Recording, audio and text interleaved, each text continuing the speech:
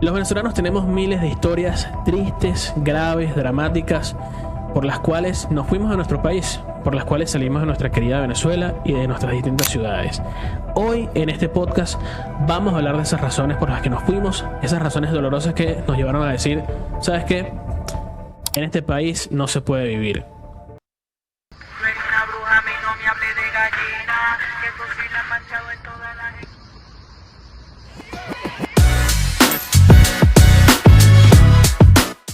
Arrancamos un nuevo episodio de No Tengo Regla, el número 12, el segundo después de la caída de Nicolás Maduro Moros. Un aplauso por eso. Maduro, mámalo. Ojalá que estés muy aburrido en esa preso. celda. Una celda que Maduro comparte. Qué locura que Maduro, chamo, qué ladilla. El bicho que con Luigi Mangione, con el Pollo Carvajal, con Didi y con Tecachi. Bueno, Es raro. hubiera- Ese es el Suicide Squad más extraño y verga, criminal que existe. de una vez te lo voy a decir, esos tipos se Lo van a único que escapar. se salva es Luigi Mangione. Papi, esos tipos se van a escapar de ahí. Esos tipos son demasiado lacras. Algo van a hacer y se van a escapar. Pero bueno, vamos a hablar de eso otro día. Vamos a hablar hoy de, básicamente, un poco de lo que Maduro en persona nos hizo pasar como venezolanos. Obviamente es sabido por todos el tema de la cantidad de migrantes que hay, la cantidad de presos políticos que hay, los robos políticos de elecciones y todo lo que ustedes quieran, los robos al Estado venezolano, el desfalco del Estado venezolano, pero muchas veces se deja de lado a la gente, que es al final del día lo más importante. Yo creo que dolorosamente si Venezuela hubiera sido defraudada con casos de corrupción, pero la gente nunca hubiera pasado lo que pasó, probablemente Maduro no tendría la desaprobación y el rechazo y el repudio que tiene para todos. Y eso yo creo que es un poquito de lo que vamos a hablar hoy, porque también para la perspectiva de afuera, bueno, estas son historias que uno trata de olvidar, de tapar, porque son traumas realmente. Y bueno, un poquito de eso quiero que entremos. Bienvenido, José Miguel, ¿cómo estás? ¿Qué lo que? Bueno, sabes, creo que han sido como semanas muy convulsas en el estar pendiente de todo lo que ocurre en el país, ¿No? de lo que está ocurriendo con los presos políticos también, de las declaraciones que se dieron y que incluso el propio chavismo en el momento de la liberación sigue torturando a la gente, sigue torturando a las familias, sigue haciéndolo en la espera. No hay noticias claras, no hay informaciones sobre los familiares de las personas. Entonces puedes ver a cientos de familias esperando en colchonetas afuera del Rodeo, afuera de Tocorón, afuera de la zona 7 de la Policía Nacional Bolivariana, Ujú. afuera del Helicoide. Y de repente pareciera ser que eso, no hay un punto de alegrarse. El momento que yo me enteré de las posibles excarcelaciones me alegré bastante, pero el chavismo siempre busca una manera de siempre mantenernos a la zozobra y jodernos. Pero de resto, bueno, bien aquí, en la lucha por la lucha.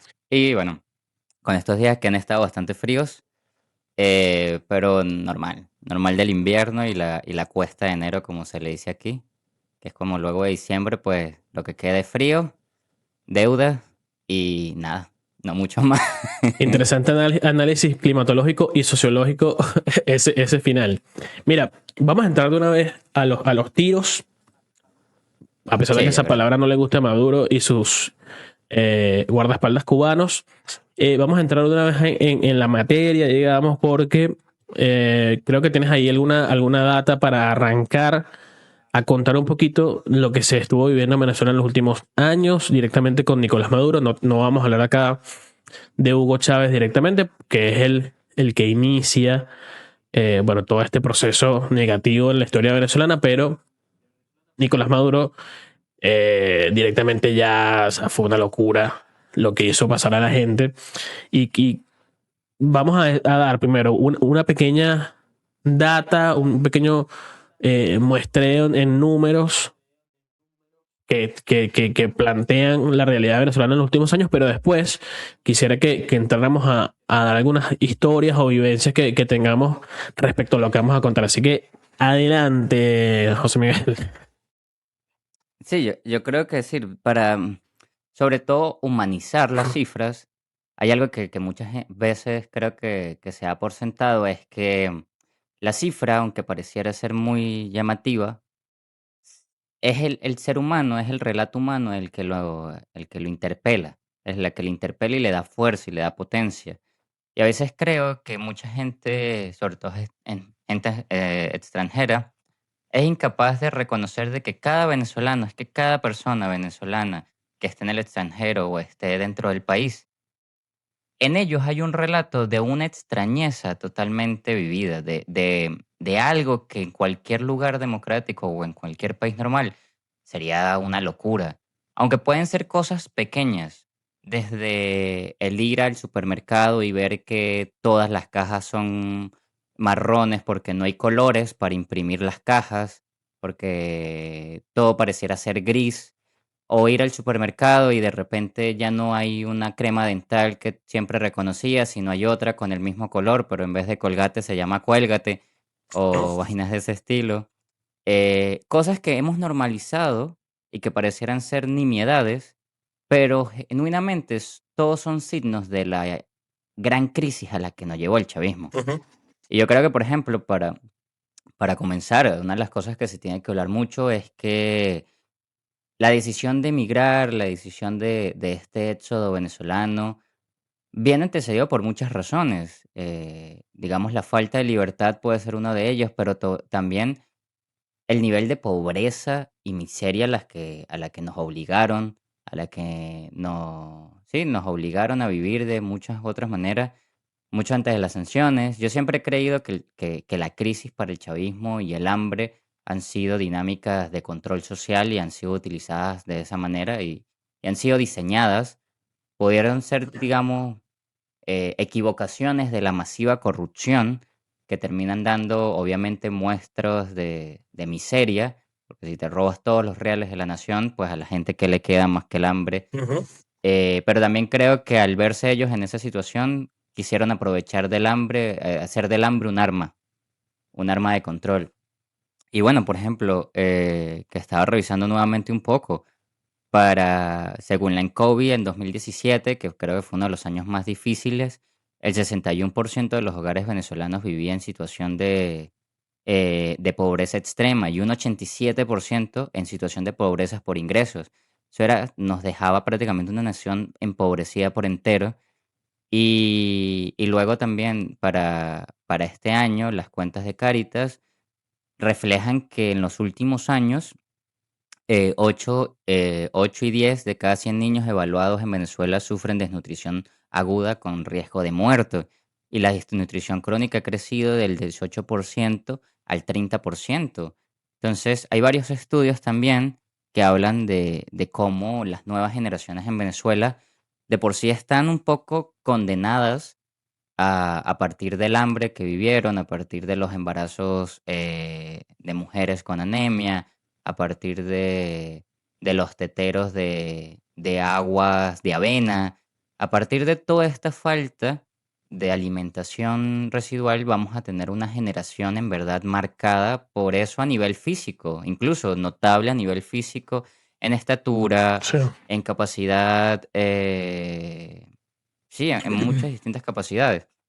Yo creo que eso también habla de esa crisis particular que el chavismo genera, y que pudiésemos recordar. Y yo, por ejemplo, en esa situación, siempre pienso y creo que hay muchas cosas que uno ha ido anulando, eh, pero que están ahí y que cuando las comienzas a relatar comienzan a tener forma nuevamente y te das cuenta de lo mal que vivíamos y vivimos.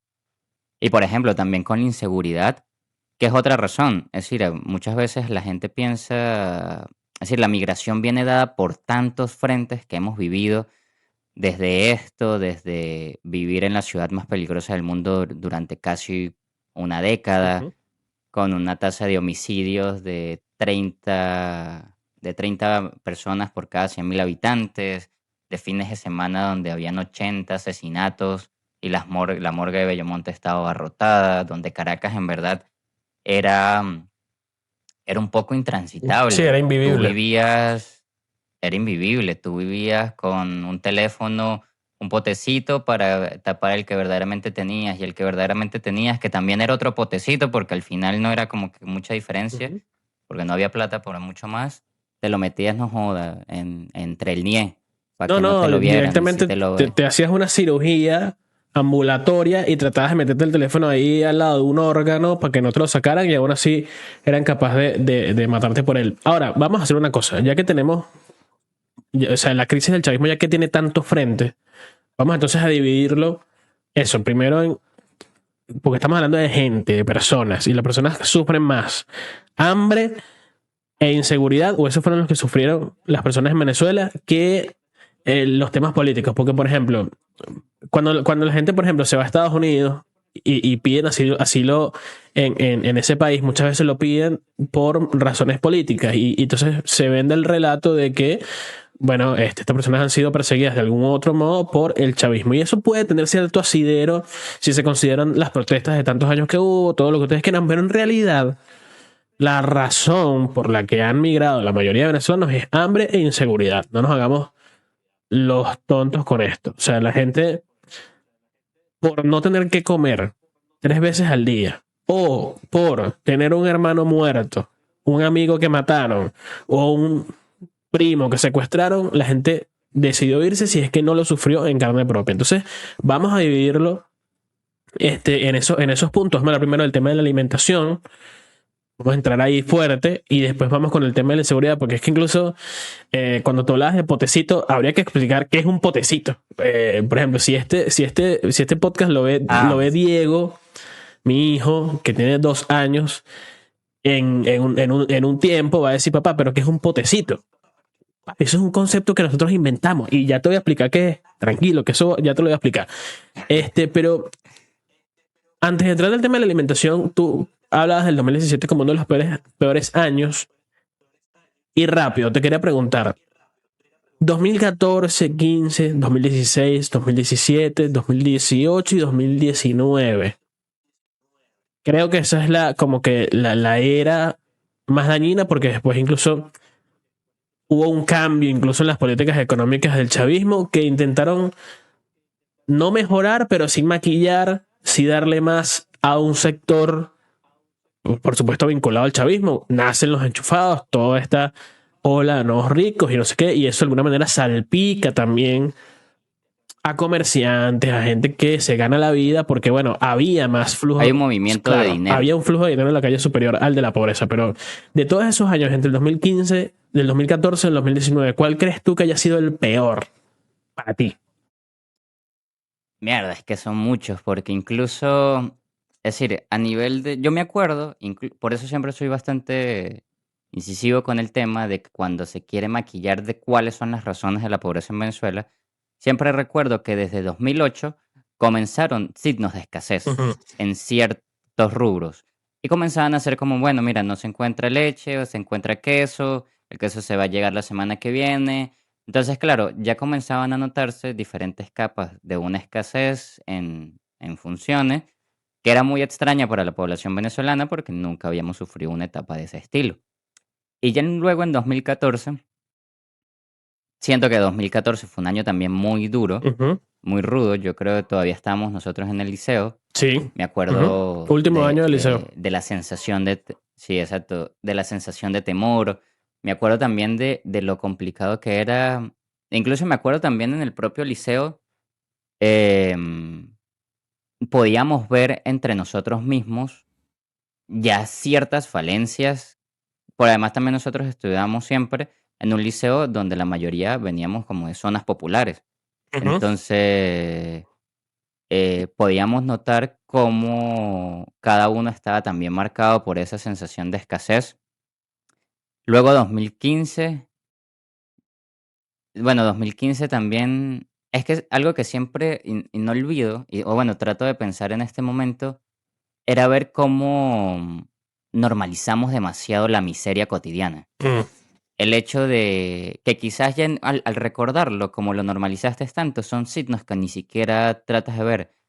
Pero era ver la cantidad de gente en Caracas que caminaba y se peleaba por los restos de la basura, que incluso los que podían tener el privilegio de comer una sola vez al día, lo que comían era lentejas con arroz, Ujú. y ya eso era un privilegio entre la miseria, que obviamente el cambiario, el proceso cambiario y la hiperinflación nos llevaba a que lo que hoy costaba un bolívar, ya mañana costaba 20.000 bolívares, así de la noche a la mañana, y no había manera de obtener ningún ingreso.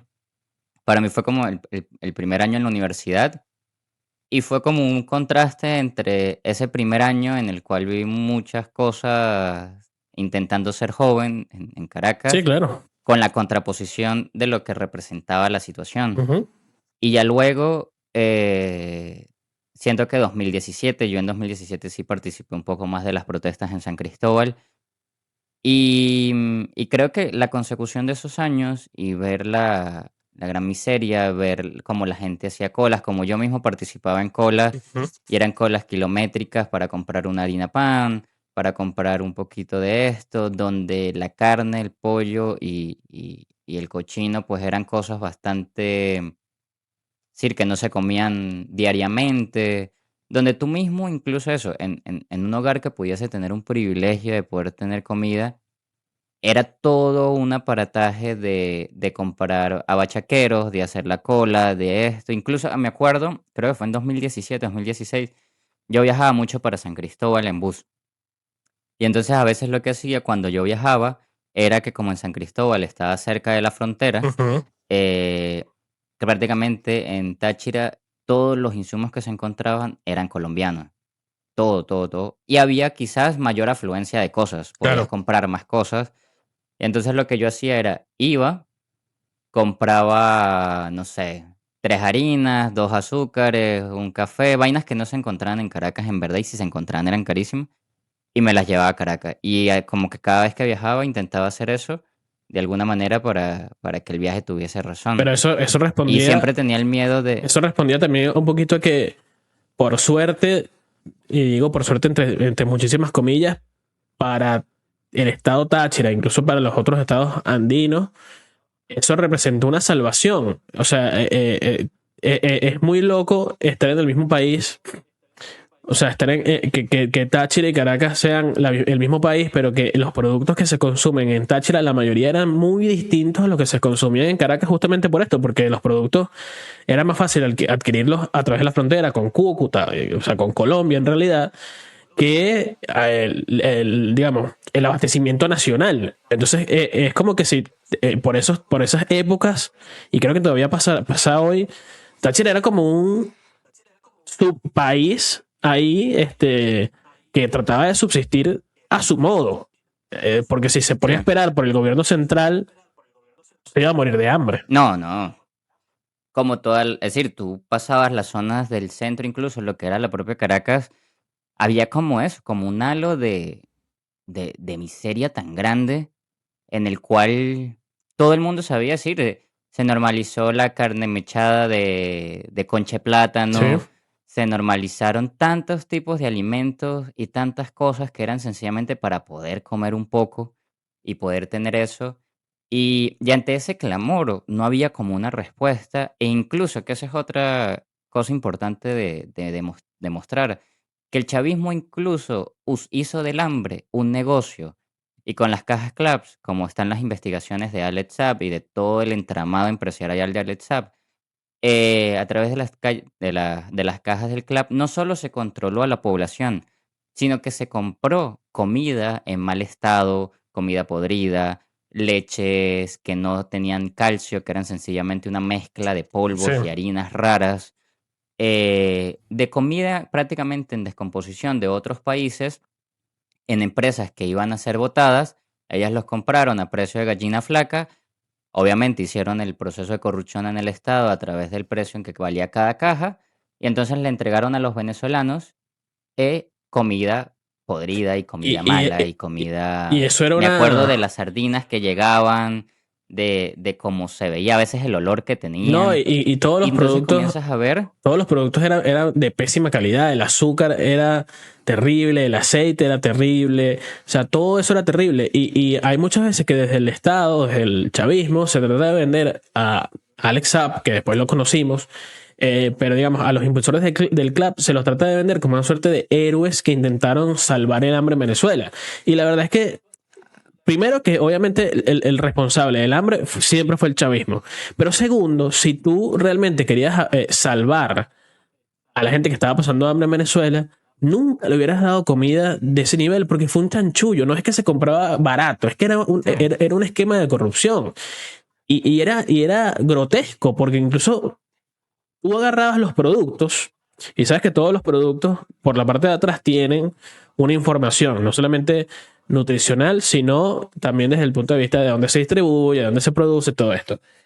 Toda la información Claro. que tenía estos productos en las partes traseras, todo era falsa. No solamente el contenido nutricional, sino lo legal. Te ponían una dirección. Esta leche se se fabricó en Turquía. Y cuando tú buscabas la dirección que decía, ahí no había nada a kilómetros. Era todo falso. Era asqueroso, la verdad. Era justamente la puesta en escena de un mecanismo de control. A partir de que el gobierno empezó a dar cajas de comida podrida, de comida que, a pesar de ser de malísima calidad, a mucha gente la salvaba.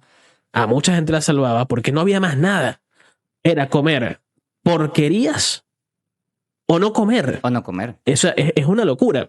Entonces, y acá, o sea, yo me acuerdo de algo muy puntual y no me respondiste la pregunta de cuál es el peor año, pero ya voy a volver ahí. No, es que lo estaba... No, pero ya voy. me has dado mucho guabinó para decirme un maldito número. Pero yo me acuerdo, por ejemplo, y la verdad es que me da mucha tristeza y mucho dolor. Tú sabes que yo soy en mi casa, mi mamá, mi papá, o sea, somos 4 hijos. Yo soy el tercero. Y bueno, en esa época, 2017, 2016, por ahí, ya mi hermano mayor no se había independizado todavía en cuanto a vivienda, pero él siempre estuvo por fuera porque él trabaja por fuera, o sea, por fuera del país, entra y sale. Y ya mi segundo hermano se había ido. Entonces solamente quedábamos mi hermana menor y yo, Mariam y yo. Yo me acuerdo que por esos días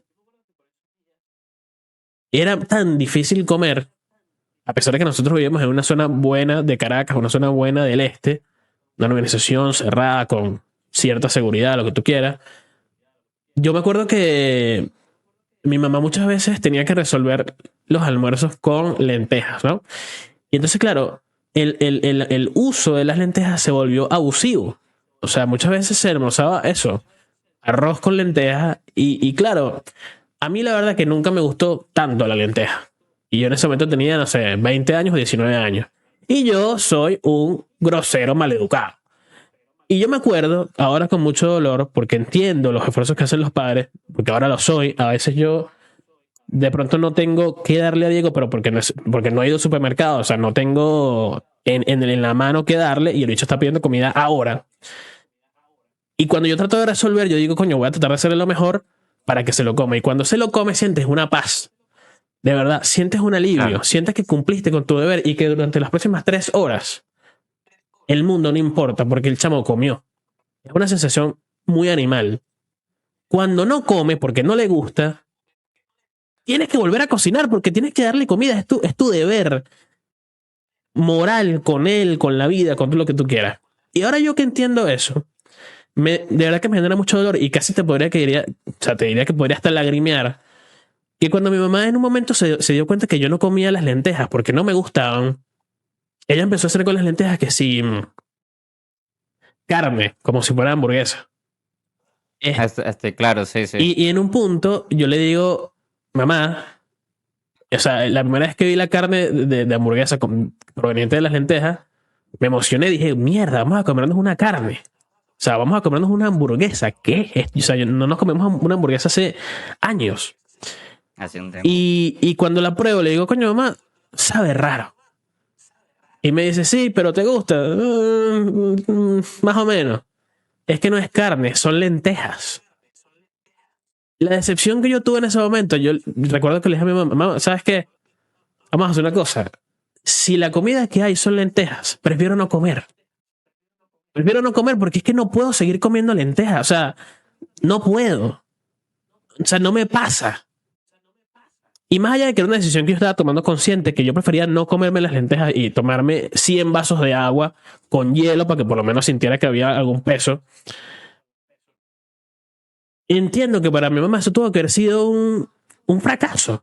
O sea, por esas horas, ese día, tuvo que haber estado intranquila y eso es lo que la obligaba muchas veces a pararse a las 5 de la mañana, a las 4 de la mañana, no sé, a hacer las colas en Plan Suárez, en el Central Madirense, en los supermercados o en los mercados de la calle, porque había que comer. Y por eso es que también se compraban los productos famosamente bachaqueados, que eran productos que se vendían o se revendían informalmente en la calle.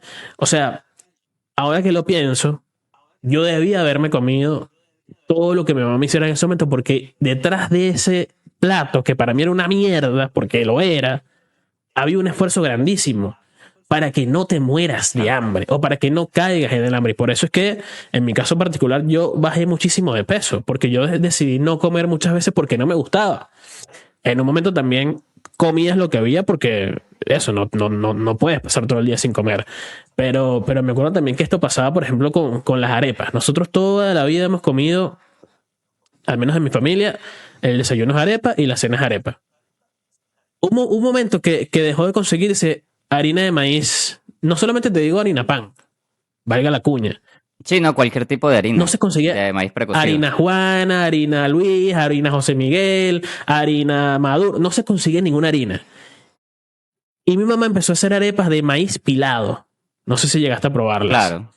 ¡Una Sí, sí, sí. mierda Bueno, es que incomible! Cuando pasó lo en del... Táchira siempre se hacían mi abuela pero era una cuestión de, bueno, la comida de casa de mi abuela, no era Claro. porque por necesidad. Y ya luego sí, yo me acuerdo cuando se puso la arepa de maíz pilado de moda, que era eso, eran como muchos platos extraños y que se reformulaban. Ujú. Es que algo que sí era muy notable en esos años en Caracas, todavía lo siguen siendo, pero eso, quizás las burbujas y el cierto boom medianamente económico ha estabilizado un poco la cosa. Pero en esos años era que caminar por la ciudad, además de la inseguridad que sentías, era el hecho de caminar como por un pueblo fantasma y lleno de miseria, incluso en Caracas, que podía ser la ciudad principal. Imagínate. Y eso, claro, Imagínate cómo habrá explota sido en el interior del país. Y de hecho, aquí voy a interrumpirte para pedirle a la gente que si son en el interior del país, en Venezuela, y vivieron cosas como esta, me imagino que peores, porque siempre en los pueblos las cosas son peor, que nos lo cuenten Sí. porque, o sea, tienen que haber historias terribles. Y nada, me acuerdo de eso, que es lo que termina generando un poco todo el descontento de la explosión social de las protestas de 2017. Que me acuerdo mucho que, por ejemplo, me acuerdo que en Caracas, cuando protesté, además, la cantidad de indigencia infantil, la cantidad de niños en la calle, la cantidad de personas mayores. Yo siempre he pensado que hay dos cuestiones que una sociedad de una u otra manera debe defender, que es la vejez de sus ciudadanos y la niñez de los mismos. Ujú. Un niño no es culpable de nada de lo que le ocurre, un niño sencillamente nace en las circunstancias que le tocaron. Entonces, para mí ver una infancia tan maltratada y una vejez también tan maltratada, que lo pensaba en cuánta gente no le entregó todo su esfuerzo al país durante tantas décadas y trabajó para el país y fueron importantes, importantes en el hecho de que contribuyeron a la nación y ahorita están en cúmulos de miseria, enflaquecidos, sin medicina, agarrando restos de la basura y niños igual. Entonces, para mí esas imágenes eran siempre ver el rostro verdadero de lo que el chavismo a lo que nos llevó el chavismo, ver ese rostro tan cruento. Y nada, que lo que iba a comentar Ujú. era que en las protestas 2017 podía ver a los niños de la calle protestando porque sabían que ahí les podían dar un plato de comida, porque habían organizaciones que entendían que muchos de los jóvenes que protestaban no tenían para comer y no tenían fuerzas para mantenerse. Y entre la comunidad y la acción civil de las personas se fue generando que había gente que llevaba comida. Yo me acuerdo que cuando yo estuve en San Cristóbal, nosotros protestábamos todos los días en una zona Y las personas de la comunidad, personas mayores, intentaron dar su granito de arena de alguna manera en protegernos, en hacer comida para nosotros, en alimentarnos, en decir, bueno, ¿de qué manera yo puedo ayudar a estos jóvenes que están intentando luchar por lo que todos queremos? Eso, y fue un proceso, y muchos iban, aunque por eso mismo, que también su hambre era signo de su propia rabia, muchos iban porque sabían que podían comer Mm. y podían tener siquiera un plato de arroz. Y esos niveles de miseria que fueron tan trancados, por eso yo siento que por lo menos el 2017 fue el año más difícil, aunque para mí el 2018 y el apagón también fue de una gran Sí. depresión personal. Para mí el apagón me rompió a mí por dentro de muchas maneras. Y en el 2017 lo que sentí luego de que no pasó nada fue desilusión y fue la sensación de volver a caer en esto. Es decir, no hay manera de salir. Y tú sabes Y que, esa sensación de desilusión Ujú. pues todavía se mantiene porque pareciera ser que no hay manera de salir. pero es muy interesante eso que Eh, planteas, porque es verdad que cada uno de esos años tiene diferentes sensaciones o sentimientos. Por ejemplo, en 2014 o 2015, yo lo tengo identificado más como unos años de mucha tristeza, porque empezaba a darse la primera ola, además de migrantes. Todas las familias teníamos un familiar afuera.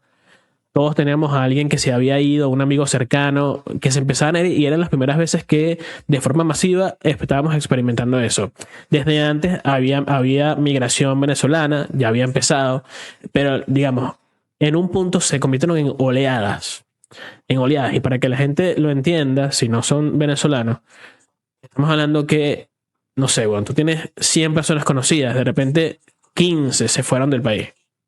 Y eso, aunque parezca sí, poco, te descoloca, porque 15 pueden ser tu hermano, tu mejor amigo, la chica que te gustaba, tu novia. O sea, era gente cercana, weón. Y después, claro, fuera de esos 4 o 5 cercanos, habían después 10 otros conocidos que tú decías, verga, qué bolas que este también se fue. Em, entonces, claro, 2014, 2015 yo lo tengo emparentado como una sensación de mucha tristeza por ese elemento. 2016 siento que es el año del hambre. Siento que es el año en el que el sí, hambre, 2016, 2017. el desabastecimiento, colas interminables. Y no son colas para gente de clases populares. Era cola para todos. O sea, todo el mundo hacía cola.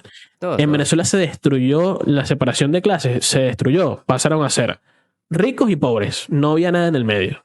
Porque es que el poder adquisitivo no existía. Entonces, 2016 para mí es año de hambre. Por supuesto, siguió habiendo migración. 2017 lo tengo identificado como un año de mucha furia y frustración en cuanto al tema de las protestas, porque el ciclo de protestas fue muy largo y fue inútil. Fue largo. Y no solamente que fue inútil, sino que nos quitó la vida de muchísima gente, la mayoría estudiantes y la mayoría jóvenes. Y el 2018 sí creo que fue el año más triste de la historia. O sea, porque después de lo que habíamos pasado, 2014, 2015, de tristeza por migración, 2016 por hambre, 2017 de frustración, en 2018 no pasó nada.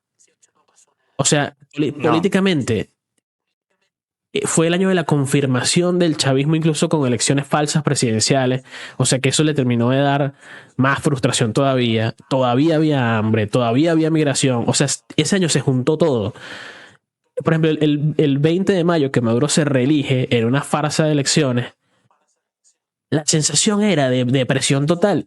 Y mucha gente Sí, claro. estuvo en un hueco muchísimo tiempo. El 2018 fue un año perdido. Fue el año más triste que yo recuerde de mi vida como ciudadano. Porque es que no había nada que celebrar, weón. O sea, lo único bueno que había para celebrar era No. seguir teniendo algún amigo cerca y poder verlo y tomarse una cerveza o 2 cervezas, y tomársela rápido para rascarse, porque tampoco es que podías gastar demasiado en alcohol, porque no había nada, weón. En cambio, el 2019, No. yo siento que empieza también un cambio en las políticas económicas del chavismo, que se da lo que te dije ahorita de el ingreso más fuerte de los Rodríguez y de los capitales privados sucios, pero privados, en las que nació la ola de los nuevos ricos, los nuevos negocios, los 10.000 restaurantes de hamburguesas nuevos que salieron de la noche a la mañana, las tiendas de electrodomésticos que no tenían sustento financiero, o sea, como que se creó la No, y burbuja. también tuvo que ver con las acciones personales e individuales, porque acuérdate que mucho del dinero que se había robado de Venezuela, Ujú, en los casos Tarek El Atzami, Rafael Ramírez, casos Corpolet, mucho de ese dinero se iba para afuera. ujú. Y esta gente le está invirtiendo el dinero de la nación en Estados Unidos, en España. España hay muchos testaferros, en propia Europa, en Suiza y tal. Y con las sanciones individuales, pues los reales los tuvieron que mover en Venezuela. Claro. Plata de cualquier cosa, pero si había plata y se movía, la situación comenzaba a Bueno, verse diferente, y que creo que fue lo que pero y pasó también en porque, esos porque años. en 2019 se da este proceso de Juan Guaidó y la Asamblea Nacional que intentó, a través de una interpretación muy particular de la Constitución, desconocer a Nicolás Maduro y plantear un gobierno interino. Eso también de alguna manera le dio cierta fuerza a la gente para volver a salir a la calle, para volver a protestar, para volver a creer que había esperanza, que esto es lo que siempre hemos estado sufriendo con el tema de la esperanza y la desesperanza. O sea, un día somos Messi y otro día no somos, no sé, weón, el Peluche No González. jugamos O sea, ni... no somos nadie. Perdón, el Peluche González. Entonces, claro, en 2019 como que hay un resurgimiento, pero te lo terminan de turmar todos con el apagón. El apagón te hace mierda y después el 30 de abril fallido, o sea, ahí vuelve otro proceso Sí, ya de... comienza a verse... Claro. Pero yo siento que a partir de ahí un poquito intentó levantar. Ya entramos en una época de discusiones más bien morales, de bueno, yo prefiero vivir así como se está viviendo, en una completa, o sea, al mínimo, pero mejor que lo que estaba en 2016, o voy a seguir peleando contra esta gente y mucha gente, bueno, yo decidí no acostumbrarme a eso, ni avalarlo, ni aplaudirlo, ni compartir con absolutamente nadie que Sí, estuviera exacto. enchufado, o sea, porque esa mierda a mí me da asco.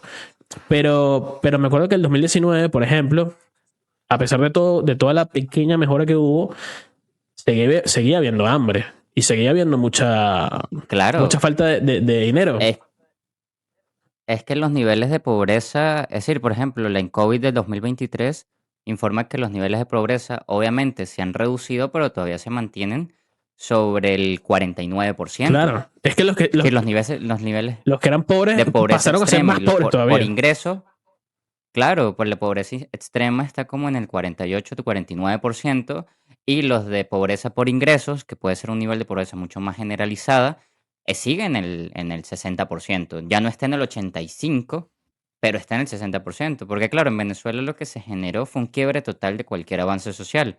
Entonces los niveles de desigualdad se aumentaron de una manera tan abrupta que sencillamente eso, tenemos un país extraño de fiestas y miles de dólares y derroche, pero al mismo tiempo en la misma esquina de esos restaurantes costosos, de carros caros, de enchufados, hay una familia quizás durmiendo en el Bueno, piso y comiendo de la basura.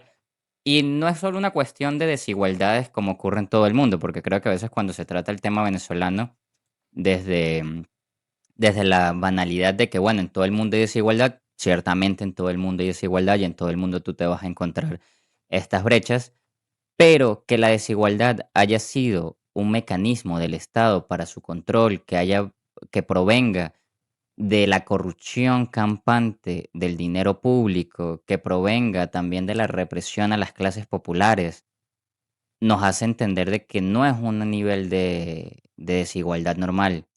Y creo que eso se une, es decir, los años esos de la tristeza también se unen a la idea de peligro que vivíamos constantemente, que fueron peligros que fueron escalando de actores. Es decir, la delincuencia entre 2000, bueno, finales de 2005, porque siempre hubo sí. como es decir, desde 2005 en adelante, creo yo, que es cuando se comienza a sentir el país mucho más violento, y comienzas a ver casos bastante importantes, pero creo que cuando entra la década del 2010, el país era una guillotina. Permíteme, Y la cantidad de... permíteme meter un bocadito más que me acabo de acordar y perdóname que te interrumpa antes de entrar al tema de inseguridad porque ahí hay mucho también que tocar. Pero acabo de acordarme, weón, que es que así como estamos diciendo que el tema de la pobreza era fuerte y estamos tratando de dar historias para que se entienda. Marico, me acuerdo que en el 2018, yo como periodista a punto de graduarme, el sueldo más alto que yo escuché en 2018 de lo que le pagaban a un periodista eran $30. O sea, yo me acuerdo que alguien en 2018 me dijo, verga, fulano de tal consiguió un trabajo en tal medio, gana $30 al mes. Y yo pensé, nah, huevona, gana demasiada plata. Gana demasiada plata. Y me acuerdo que yo en 2019 arranqué a trabajar en analítica.com, creo que ganábamos como $80 al mes. O sea, para que, por ejemplo, no sé cuántos son $80 en euros, debe ser un poquito más, no sé, 85 euros.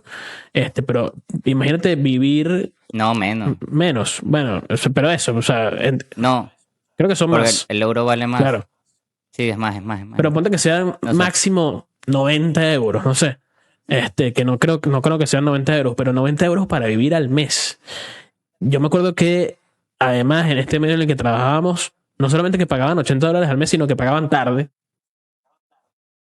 Y nosotros teníamos un compañero, un fotógrafo, avanzado en años, tenía más de 50 años o 55 años. Y a pesar de que ya nosotros empezábamos, bueno, a comer un poquito mejor, no te digo bien, pero un poquito mejor. Comíamos mejor de lo que comíamos en los años previos. Este señor que era de La Guaira, que tenía que subir todos los días de La Guaira a Caracas, tenía que pagar pasaje, que en ese momento también era un problema. Yo me acuerdo que en un momento, no sé quién de la oficina se dio cuenta, creo que alguna de las redactoras se dio cuenta que este señor, en las pautas, cuando había comida, catering, no joda, se comía todo lo que podía. Y se peleaba con los camarógrafos de otros medios y fotógrafos para poder comerse una vaina de la mesa y daba la vida. Olvídate de la pauta y quién coño está hablando. Puede estar hablando el Papa ahí en esa tarima, pero si hay un catering allá, yo estoy en el catering. Pero más allá de que al principio nos parecía risueño, en verdad después nos dimos cuenta que ese señor no desayunaba. Y muchas veces a la hora del almuerzo, que era ahí mismo en la oficina, cada uno llevaba su bandeja o tupper de comida, él no sacaba nada. A veces sacaba lo que se había llevado de una pauta en una bolsa. No sabemos tampoco si cenaba porque después cuando llegaba a su casa no teníamos más contacto con él. Era una cosa muy laboral. O sea, había además una diferencia en las edades que tampoco teníamos tanta confianza con el señor. Y un día, cuando le empiezan a hacer seguimiento al tipo, la verdad es que él no desayunaba ni almorzaba. Dependía de lo que comiera en las pautas. Entonces muchas veces las mismas redactoras compraban 2 empanadas cada una, por decirte algo, y coño, entre las 3, coño, la mitad de cada empanada se las daban al señor. Para que el tipo comiera algo, huevón, porque no comía, no podía, porque, insisto, ganábamos muy mal y aparte nos pagaban tarde. O sea, porque eso ya es un tema ya de las empresas que son mal administradas y todo lo que tú quieras, pero no había que irse muy lejos para ver esas cosas, weón. En una oficina de un medio de comunicación. ¿Qué pasaría en otro tipo de empresas, en empresas públicas? O sea, era una locura, weón. Entonces, es decir, profesores universitarios, profesores también de bachillerato, ver cómo era. Yo me acuerdo, es decir, también me acuerdo que en casa de una tía en su momento, a veces sencillamente cenábamos quizás un poquito de arroz con los cueros del pollo, fritos. Porque al final no había una forma, es decir, no había proteína. Para acompañar, pues esto podía dar un cierto gusto a pollo para comer. Entonces son como casos, primero, tan importantes, tan masivos, porque todos los venezolanos, desde sus diferentes capas de privilegio, desde sus diferentes vivencias, unos más fuertes que otros, que eso también es importante de seguro. recalcar.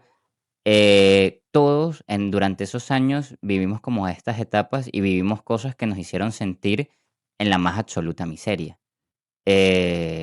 Y todo esto, bueno, engrapado a la violencia institucional que, que te obligaba también, me acuerdo, a vivir esa persecución a veces. Si, por ejemplo, si tú llevabas medicinas de un estado a otro, podías caer preso o te quitaban esas medicinas. Entonces tú hacías todo un viaje hacia quizás el otro lado de la frontera para comprar una medicina para que tu familiar o tú mismo pudiese sobrevivir y de repente te encontrás en una alcabala donde te las quitaban o te Sí. extorsionaban o también te metían preso.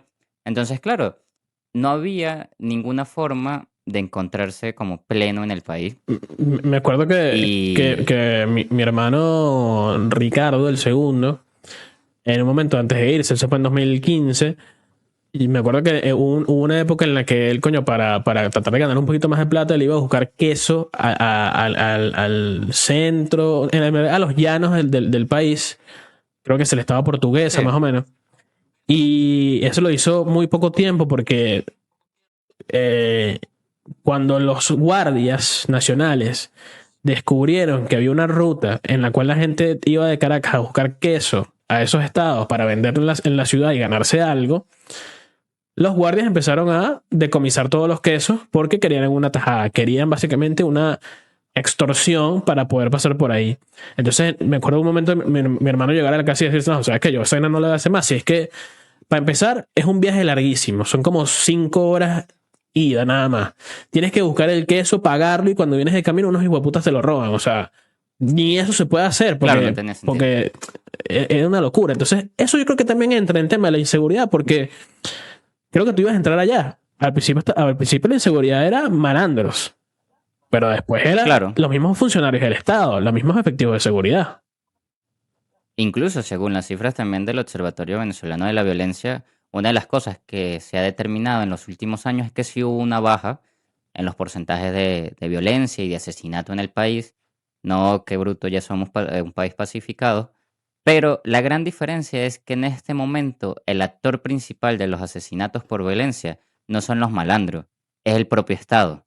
Entonces las ejecuciones extrajudiciales de los grupos como el DGCIN, el SEBIN, son en verdad lo que han monopolizado Ujú. esa violencia que sufrimos en otro momento, que era como una violencia dispar, porque algo que tiene la violencia en Venezuela es que el AMPA no es una organización. El AMPA es como una nube que está por encima y entonces, claro, era como una violencia desorganizada, Mm.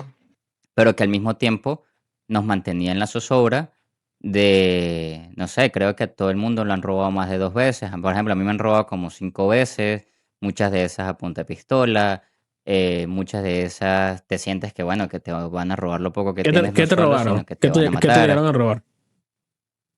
Vergas, me acuerdo una vez que me robaron un teléfono que estaba con una amiga en Plaza Altamira y se nos llegaron.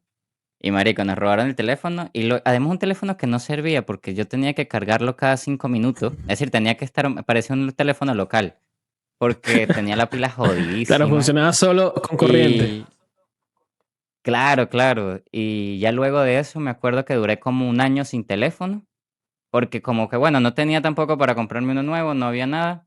Y lo que me mantuve fue con una libretica. Yo por ejemplo hablaba, no sé, Sí, sí, contigo. Te decía, yo mira, llegué a recibir llamadas tuyas, o sea, que me sonaba el teléfono. Bueno, esto es demasiado teléfono. Estamos hablando de una perolita así.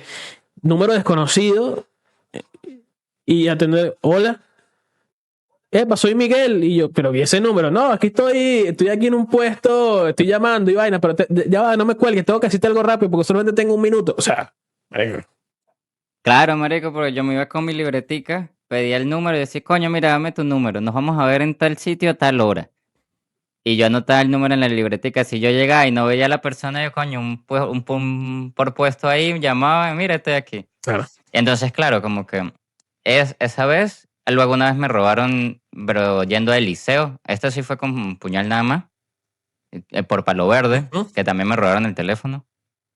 Y luego creo que bueno, creo que la situación de violencia así más marcada que yo he vivido fue como un secuestro express que me hicieron una noche en 2020, que, es decir, ya yo de por ahí en esos momentos ya tenía tomada la decisión un poco de irme, pero también había comenzado a trabajar en medio, estaba haciendo cosas que me gustaban, estaba entrándome en un oficio que me llamaba la atención, tenía la posibilidad de escribir, de investigar, de trabajar de estas áreas, entonces también me puse un poco a pensar, me sentí un poco más cómodo también, ganaba mi propio dinero, Ujú. podía yo pensarme un poco, decir, ok, me lo replanteo un poco. Sin embargo, nada, cuando ocurre eso ya como que toda la sensación de peligro que siempre habíamos vivido se me confirma y obviamente ya no había otra decisión más que tomar. Pero nada, como que fue una tarde, yo me acuerdo que ya estaba trabajando en el diario, voy a la universidad porque tenía que ver una materia en la tarde, como a tipo 5 de la tarde, voy a la universidad y luego hablo con unos amigos para vernos en un sitio a tomar una cerveza. Y nada, como que nos encontramos, hablamos un poco, hablamos paja, nos tomamos una cerveza, todo bien. Y eran las 11 de la noche, como las 10:30 de la noche, que en Caracas esa hora es ya tardísimo, Ujú. eso es perjudicial estar en la calle a esa hora. Y nada, como que luego yo voy a llevar a uno de mis amigos a su casa, y en ese momento voy dando la vuelta por el Paraíso, y de repente siento que una camioneta me intercepta, una camioneta blanca sin placas, y se bajan dos tipos armados, me tocan el vidrio con la culata de la pistola y nos apuntan y nos bajan. Y lo primero fue, pues, se identificaron según ellos como el 6CPC, nos montaron en la camioneta, luego de que nos montaron, dos de ellos agarran el carro, mi carro, y a nosotros nos comienzan a preguntar cosas en la camioneta. Entonces, claro, eran preguntas dadas a ver qué dinero podía o no tener mi familia. Entonces, al final yo de ahí, al ver como ese tipo de preguntas, obviamente traté de desviar las respuestas a una respuesta que yo sabía que no me iba a dejar en una situación de peligro. Porque pensaba, ok, yo estaba becado, pero estudiando en una universidad privada. Entonces yo le decía que estudiaba en la católica, 2 más 2 son 4, Ujú. y iban a sacar conclusiones que quizás luego iban a hacer. Mis papás tenían una empresa muy pequeña que tenía 2 contratos quizás al año y ya con eso uno se bandeaba, pero si yo decía que eran comerciantes, una cosa iba a llevar a la otra Claro. y iban a pensar de que teníamos un dinero que no teníamos. Entonces, claro, yo lo que hice fue ir mintiéndole en todo ese tipo de cuestiones para darles a pensar que era la realidad de que estaba pelando bola. Y nada, nos tuvieron. Me acuerdo mucho que en un momento yo también estaba bastante asustado porque, coño, me van a robar el carro. Fue lo que pensé en uno de los momentos, y cuando volteo a ver para ver si el carro sigue atrás de nosotros, uno de ellos no me golpea, pero me empuja la cara con la pistola y me dice: baja la cabeza, no me mires a la cara, mamá huevo. Y nada, como que eso fueron como unas 3 horas, 2 horas en el que estuvimos ahí montados, y luego nos dejaron botados en una calle aledaña al Brígido, solo, todo solo. Incluso luego me botaron las llaves, entonces no tenía cómo moverme. Luego el resto de la noche fue una noche de un temor Sí, pero, incontrolable pero porque te- además, okey, ya pasó esto, pero puede pasar luego lo peor, porque no sabes quién puede pasar por ahí, si son malandros, si son otros policías, que luego pero es te decir, botaron las llaves, ¿por toda qué? la noche por decir, por maldad. Maldad. Es decir, me robaron el teléfono, me robaron la cartera, me robaron todo y me botaron las llaves del carro. Entonces, claro, la sensación de temor era, incluso me acuerdo, yo intenté como de moverme por las calles del Paraíso, encontrando a ver una clínica, algo que tuviera un vigilante nocturno, y todo cerrado, todo eso, nada, nada, nada.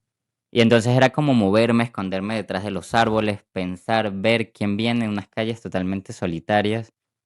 Me acuerdo que escuché ruidos en una casa, y cuando me acerco era una casa con una puerta de metal y con una rejillita así, y me acerco y está una señora que si tomándose unos tragos de ron, y le comento un poco por encimita, y la señora me dio tan mala espina y me dijo: "No, no, es que yo estoy aquí encerrada, pero ahorita viene mi hijo y tal".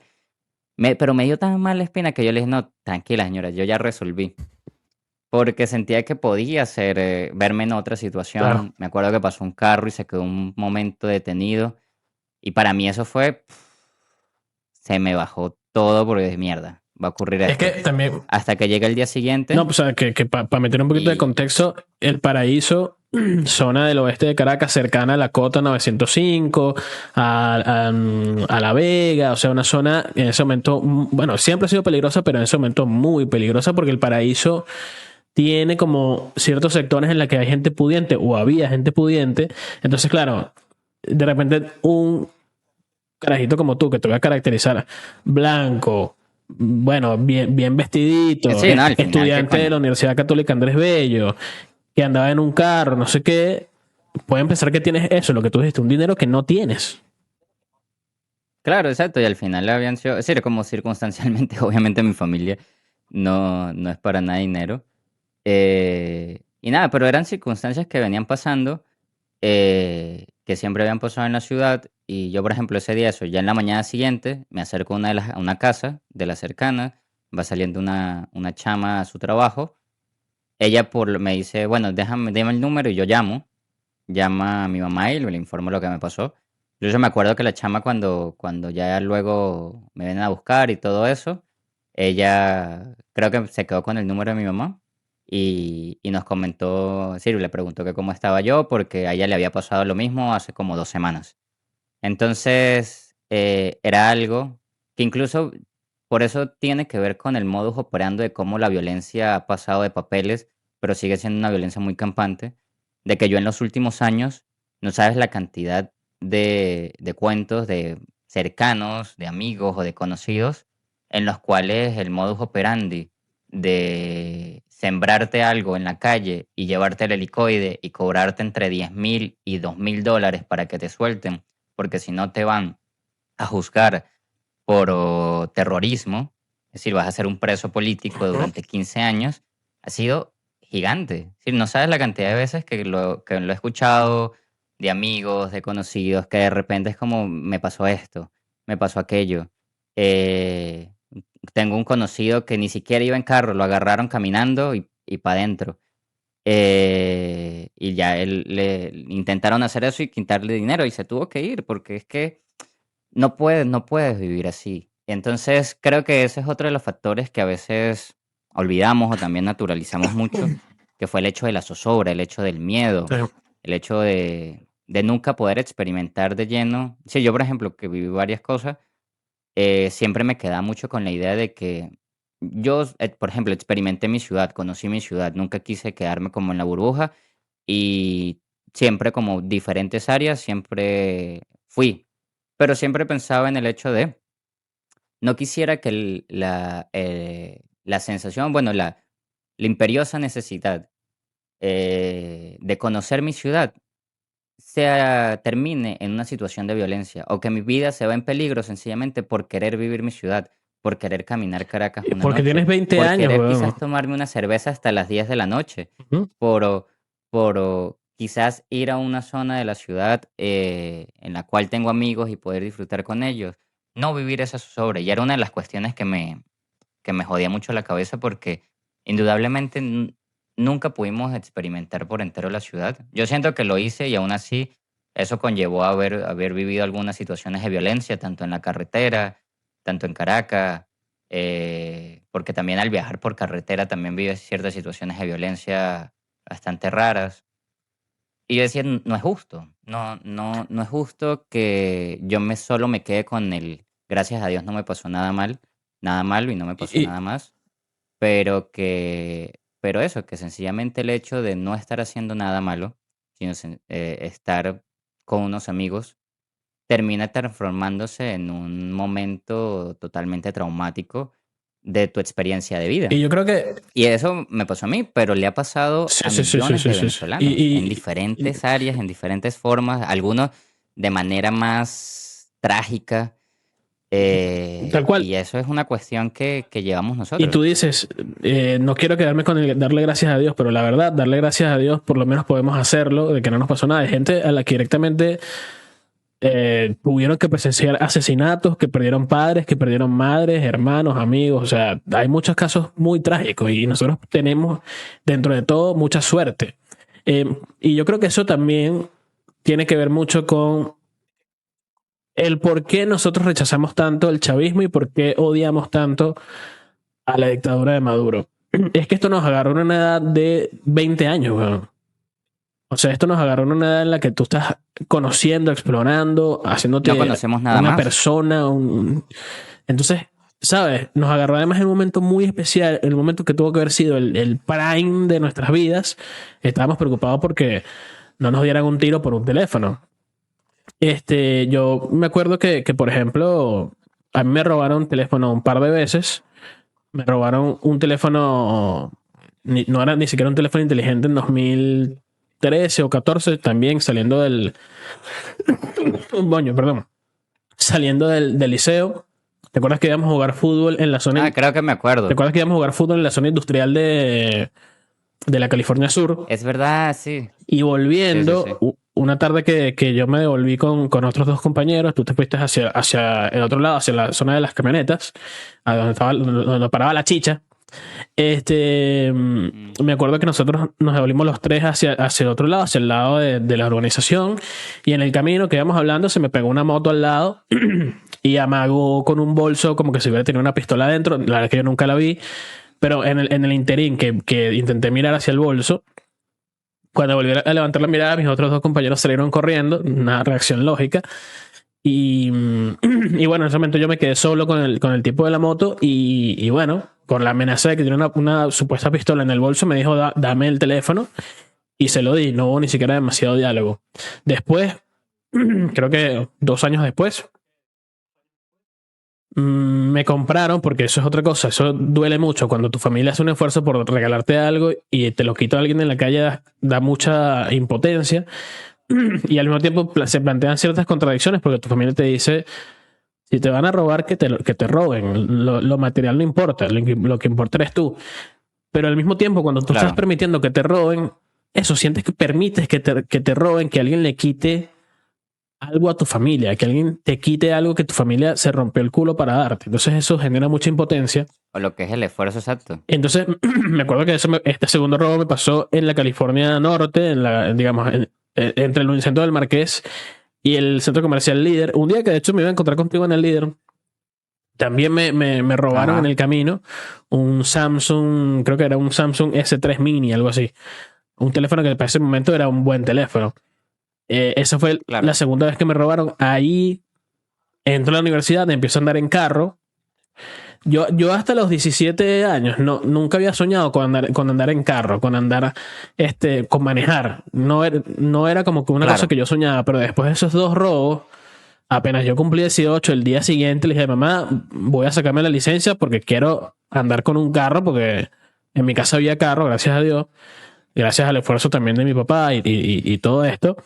Y bueno, ahí empecé a andar en carro. En carro, por suerte, no me robaron, pero también tuve intentos de robo. O sea, tuve en lugares en los que se me paraban al lado y motorizados me daban golpes en el vidrio para que baje el teléfono y yo me considero que manejaba bien y pude escapar un par de veces. Subiendo a la Universidad de Santa María también en una cola, unos carajitos bajaron del barrio y empezaron a tocarme el vidrio y yo escapé por un lado.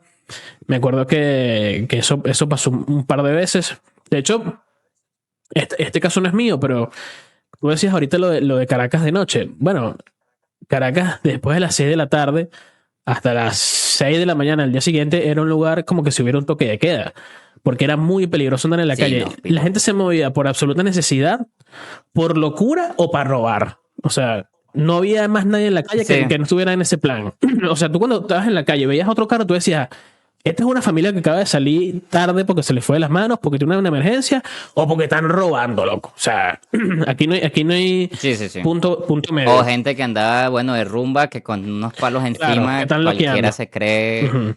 que están loqueando. Que por eso decir, yo en la crónica que escribí del secuestro, una de las cosas que decía era, o que he pensado siempre, que Caracas es una ciudad donde, tú sabes que siempre se dice en Caracas como coloquialmente que no la puedes soñar, no la Mm. sueñes. Siempre es como una muletilla que tú puedes decir bastante, que se vuelve soñarla, la idea de soñarla.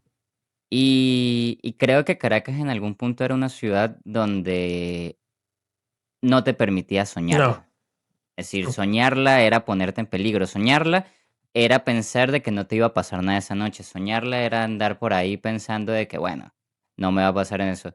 Y cuando sientes ese nivel de comodidad, viene la propia ciudad y te da una cachetada en la cara y te apunta a la cara y te dice, mira, no, aquí no estamos para Bueno, soñarla. hablando de apuntar, Y era una de las cuestiones, te cuento que esto, te decía, no es un caso mío, pero en mi casa teníamos un Ford Fiesta, que de hecho mi papá lo vendió hace poco y lo vendió con mucha tristeza porque fue un carro que tuvimos en la casa por mucho tiempo y que lo tuvimos mi hermano mayor, el segundo, yo, o sea, lo tuvimos todos los varones.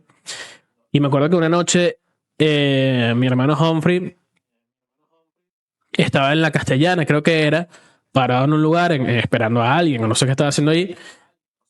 Y no te digo tan tarde, 10 de la noche, en la Castellana, que es una zona buena de Caracas. Y unos tipos se acercaron, lo apuntaron. Humphrey atinó por acelerar y por salir de ahí. Hubo un disparo. Humphrey no llegó a. O sea, escuchó el tiro, pero no. ¿Sabes? En el momento que él arrancó y él escucha claro, el no se tiro. quedó a Él averiguar. escucha el tiro. No soy yo, no es mi acompañante. Bueno, nos salvamos. Cuando él llega a la casa al día siguiente, que sale, por supuesto, la luz del sol, todo lo que tú quieras, cuando él ve y vimos todos dónde pegó el tiro, pegó exactamente al lado de la puerta del piloto. Exactamente al lado. O sea, la bala rozó la parte de atrás de su asiento. Estuvo a centímetros de que le dieran un tiro De aproximadamente que él entrara a en él. una costilla o en el pecho. O sea, que Dios le cuide de la zona. Una frase que dicen mucho nuestras tías y madres. Pero a centímetros, donde que yo me hubiera quedado sin un hermano a los, no sé, 19 años, 20 años. Insisto, uno le puede dar gracias a Dios, pero hay gente que no se la puede dar porque perdieron a su ser No. querido. Y eso es dramático. Y es horrible. Yo me acuerdo, lo mejor a mí una vez que me pasó también, yo toda mi vida me moví en transporte público Ujú. y viví tanto en Catia, viví en la California Sur, viví en Mariche luego. Sí, viví en diferentes zonas de Caracas y siempre me he movido por la ciudad en transporte público e iba también para el sur. Eso, nunca sabía cómo era el ecosistema de Caracas y sabía cómo moverme, pero nunca me negué de conocer mi ciudad. Pero como hacia el último año de la universidad, también por el esfuerzo de mis padres, pues pudimos comprar otro carrito, que es un Signo que lo quiero mucho, espero que esté bien. Me acompañó durante, no me dejó botado, pero él también vivió cosas conmigo. Nada, marico, como que un día yo estoy trabajando, era un 23 de diciembre, me acuerdo. Y, y era un 23 de diciembre, salgo yo del trabajo, me meto por la Francisco de Miranda, hay mucha cola.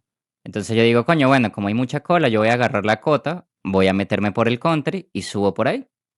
Subo por el country o me meto por Chacao y subo por ahí. Y entonces yo voy relajado, de lo más tranquilo del mundo.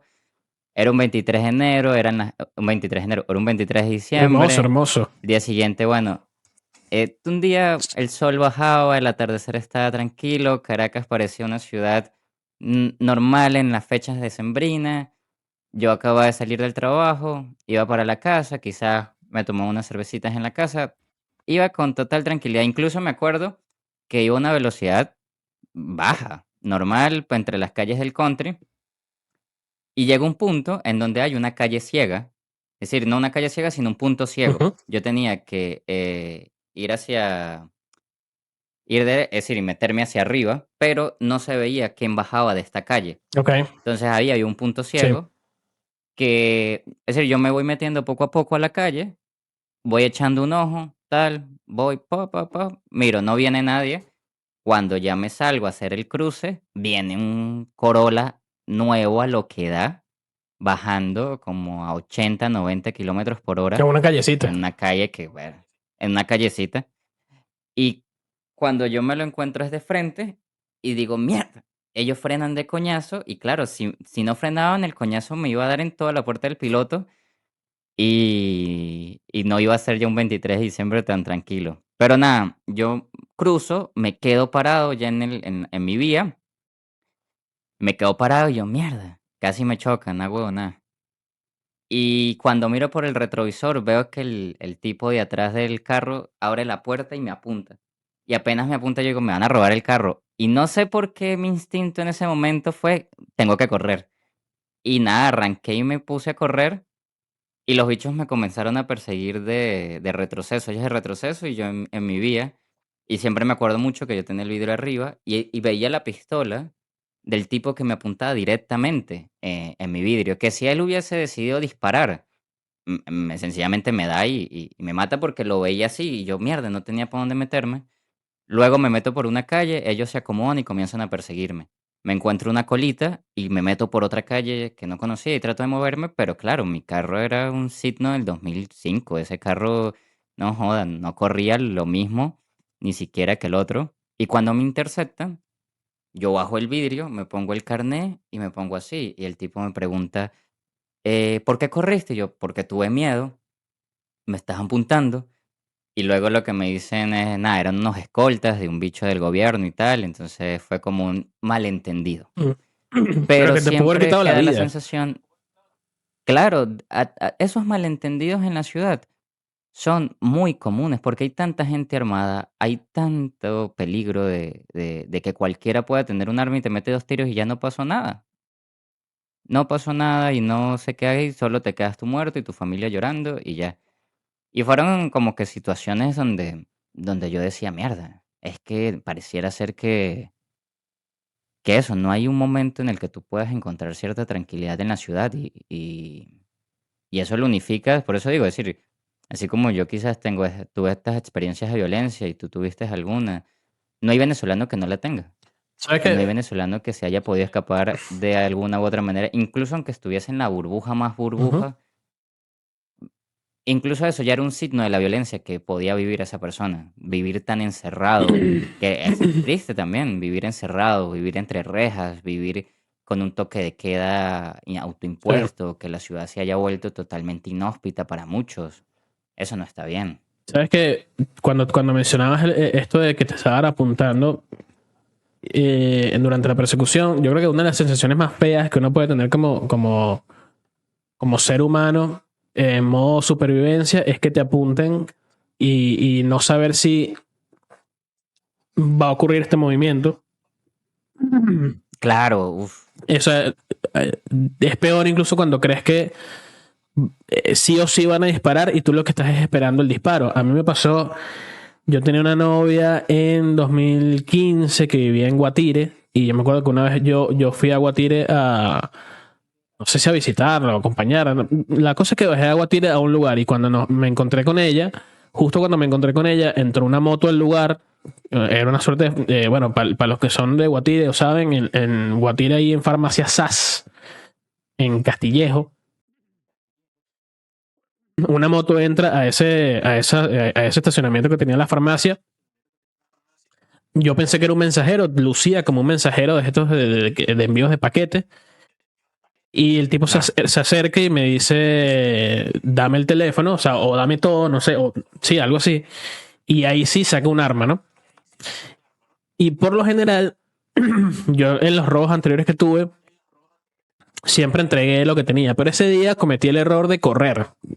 Pero a veces, como te pasó a ti, escapar es natural, es una reacción natural que tú ni siquiera razonas. Tu cuerpo te dice, sal de aquí. Y eso fue lo que yo hice, salí de ahí corriendo. Y yo me acuerdo que salí corriendo hacia una zona que era recto. Recto, yo estaba corriendo recto. Y tenía al tipo con la moto y el arma detrás de mí. Entonces, claro, imagínate que este es el tipo con el arma, ¿sí? Yo soy este que está corriendo. Y era tan larga la recta que yo dije, si este tipo saca la pistola y me dispara, me da. Y yo, mientras Claro. iba corriendo, sentí la horrible sensación de tratar de agachar la cabeza porque sentía que me iba a disparar. Yo iba corriendo esperando que él disparara y que yo cayera y se acabara la Sí, sí. vida ahí. Esto es horrible, weón. Esto no se lo merece vivir nadie. Por suerte ese tipo no disparó y se fue para otro Claro, lado. pero pudo haber. Pero ese día que fue una salida inocente a las 3 de la tarde, a la 1 de la tarde, para ir a visitar una novia con 20 años, pudo haber sido el final, como tantas otras veces. Entonces, marico, lo que trato de decir es que nosotros con el tema de la delincuencia vivimos demasiado. Y eso sin contar eso, lo que hablamos antes del hambre y después las muertes que vivimos en las protestas de gente conocida, de compañeros de universidad, compañeros de trabajo, presos políticos, Claro. la gente que fue perseguida, la gente que fue extorsionada. ¿Cuántas veces a ti no te han extorsionado en el carro? Te habrán sacado dinero para evitar una supuesta multa o meterte preso. A mí también, que Bueno, yo nunca pagué, pero siempre lo intentaban. yo creo que ¿Sabes? Porque yo imagínate, tampoco pagué, yo no tenía dinero. Yo recuerdo que yo tampoco tenía plata. Yo lo mucho que le podía dar era un cigarro, un cónsul que tenía ahí mal Mira. parado. Y yo le decía, yo por ejemplo, Ujú. a mí, claro, como yo me veo muy carajito, baby entonces face. yo tenía 20, un poco, tenía, no sé, 25 años, no, 23 años. Y verga, era un imán para las alcabalas. Claro. Entonces, claro, yo ya tenía, como tenía todo en regla, me bajaban, siempre estaba muy pendiente de que no me sembraran. Tenía el carnet del trabajo y decía, mira, mi pana, yo voy para el trabajo y tal. Y se ponían tan fastidiosos que, mira, lo que tengo, te puedo dar 2 cigarros, pero yo plata no tengo. Y que es la verdad, que es lo Y peor. así me los iba quitando. Era como que De- plata no de tengo, hecho- no te voy a dar plata tampoco, pero era un común denominador. Esa definición le da vida a este podcast que es No Tengo Real. Esa es la verdad. A pesar de que uno andara en carro y tuviera trabajo y todo lo que tuviera, no teníamos nada para darle a nadie. Y a mí me pasó No. muchas veces que también me intentaron pedir, me pidieron hasta el final y yo no tenía. Solamente 2 veces di. Una no fui yo, fue mi hermano mayor, que me faltaba. Esto era un hueco legal. Tenía el certificado médico y vencía el mismo día que me pararon. Y la verdad es que por el certificado médico, No estaba vencido todavía. pero se vencía ese día. día. Y el tipo, el oficial de la Ok. Policía Nacional Bolivariana, dicho sea de paso, Policía Nacional Bolivariana, Guardia Nacional Bolivariana, todas esas porquerías que, a diferencia del SEBIN, por ejemplo, que es una policía política que yo entiendo que es una basura desde su creación, la Policía Nacional y la Guardia Nacional deberían trabajar en servicio del ciudadano. La verdad es que son cuerpos de seguridad basura también, que habría que eliminarlos desde la raíz, porque son una porquería y lo que han hecho es traumarnos la vida. Pero bueno, un efectivo de la Policía Nacional Bolivariana que en ese momento la fiscalización del tránsito pasó a ser tarea también de la Policía Nacional Bolivariana, que eran unos Sí. puercos, unos asquerosos, unos sucios, unos malvivientes, basura, insisto. Es más, yo creo que la basura tiene más valor que el trabajo que hacen esos bichos. Y bueno, el tipo me dijo bueno, que se vencía el certificado médico hoy, que no podía andar por ahí y que tenía que pagar una multa de no sé cuántas unidades tributarias, que eran un pocotón de plata. Párate a la derecha, que ahí vamos a resolver los papeles con detenimiento y no sé qué. Yo había leído previamente, por suerte, la ley vinculada al tránsito terrestre.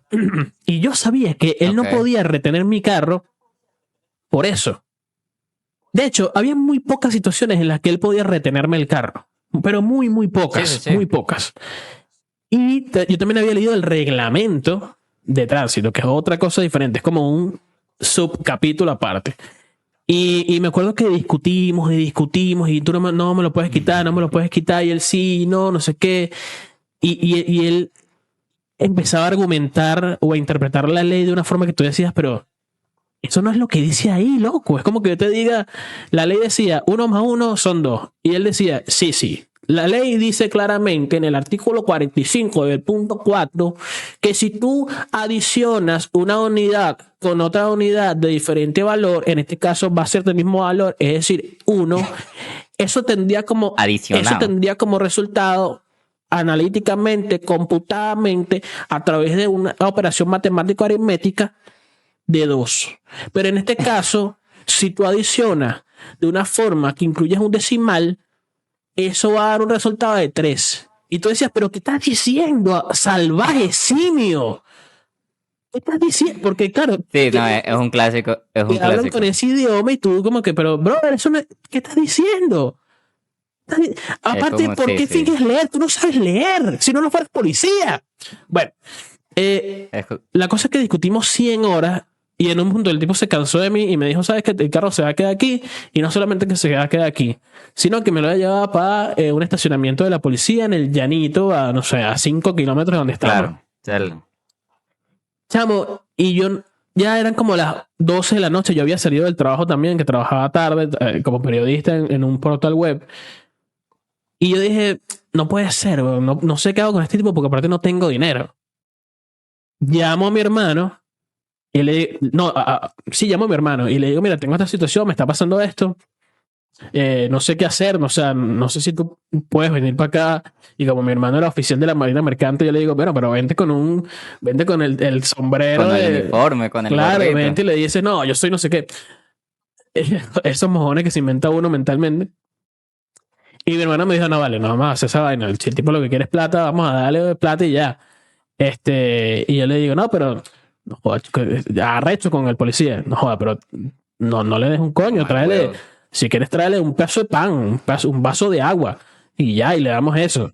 Claro, tráele una Y, vaina, y, pero y plata me no. acuerdo que entonces el policía, aparte que lo que quería era sacarme dinero, me dice, estás hablando con alguien, pásame el teléfono. No, estoy aquí con el ciudadano que no quiere prestar colaboración, no sé qué. Y entonces le terminó pidiendo una hamburguesa y una Coca-Cola, weón. Le pidió una hamburguesa y una Coca-Cola. Y mi hermano fue con una hamburguesa y una Coca-Cola que tuvo muchísima suerte que no pasó primero por mis manos, porque si hubiera pasado primero lo hubiera escupido, mínimo. Claro. Pero el tipo recibió la hamburguesa y la botella de Coca-Cola así. Y dijo, ¿sabes qué, ciudadano? Aquí tiene sus llaves de su vehículo y tiene su certificado médico. Diga, Ya puede después irse. de 2 horas de discutir, o sea, sí me quitaron, pero Por una hamburguesa. Es que también hay que hablar del hambre, ellos también estaban que es pasando el hambre, detalle ahí, que a claro. veces uno te... Sí, sí, del hambre que muchas veces pasa, pero claro, como el sistema ya está tan pervertido también, no es como que, ok, uno puede entender las miserias, pero ellos también se aprovechan de esa dinámica de poder para joderte a ti la vida por Sí, entero. güey.